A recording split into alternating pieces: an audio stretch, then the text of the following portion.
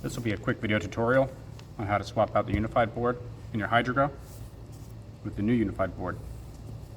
If your new Unified board doesn't come with these standoffs and these screw heads in the back, you'll have to use a 3/32 hex wrench to thread this out and put these on your new board.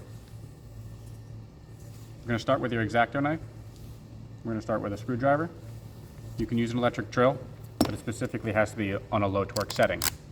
If you over torque these screws, it'll damage the faceplate. Using your X-Acto knife, we're going to start off here in the corner, pulling it up,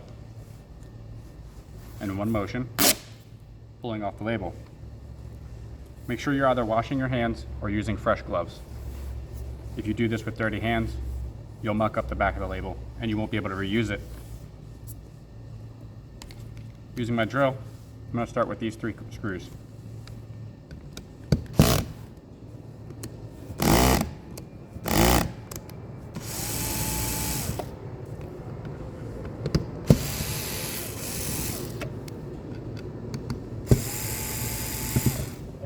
Next, we're going to remove our button.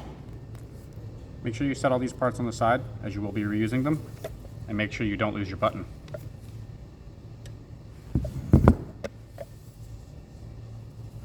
I'm going to grab the faceplate and we're going to open it. And we'll see that there's 2 connections on the back of what you're going to have to remove. This is the power cable. Gently pull on that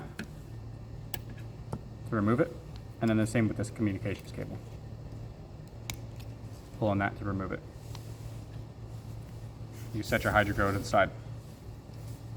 Now we're going to use our screwdriver to remove these 4 screws.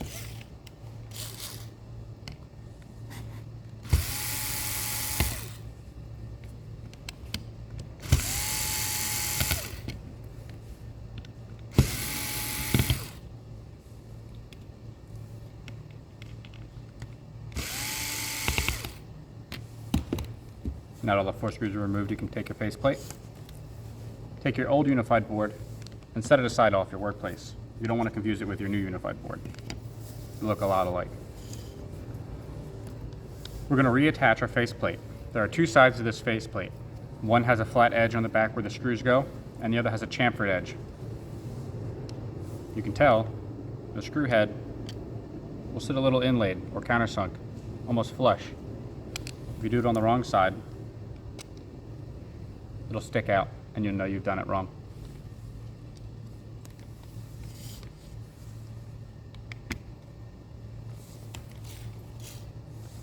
Again, make sure you're on a low torque setting.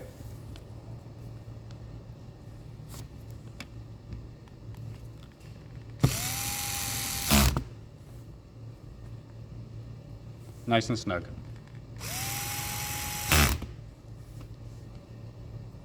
These take a little finesse. Don't over tighten these. It'll pull the faceplate down into a bowing effect, and your label won't get a good adhere to it.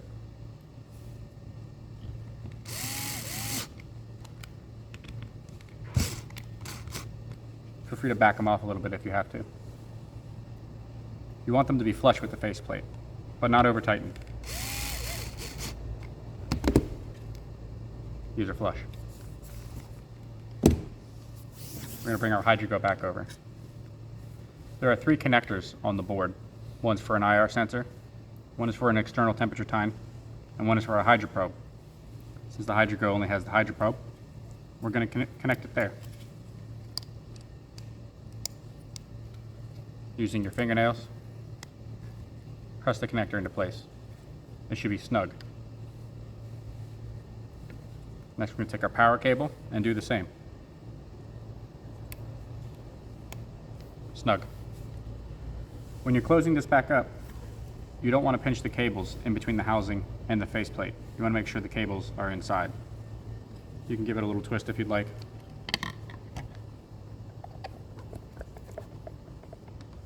The faceplate should sit level with the housing along this edge.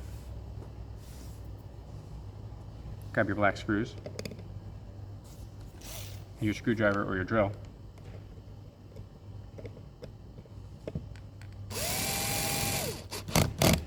Make sure you don't over tighten.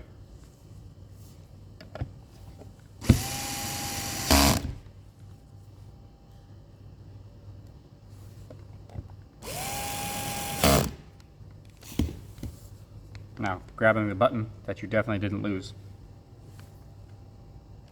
make sure you place it back in this hole. This is an important part. If you don't have your button and you put your label back on, it'll be very hard to turn your unit on. It'll feel as if there's nothing beneath the button port. Grabbing a new label, peel the back down about 1/4 of the way, and line that up with the top of the housing. This hole here is where the charger port is, and you want to line the top of this up with the top of the charger port.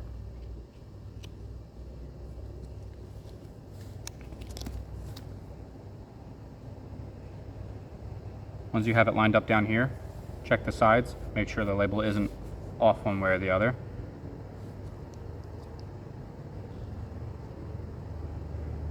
And then press down on the top, giving it a good seal.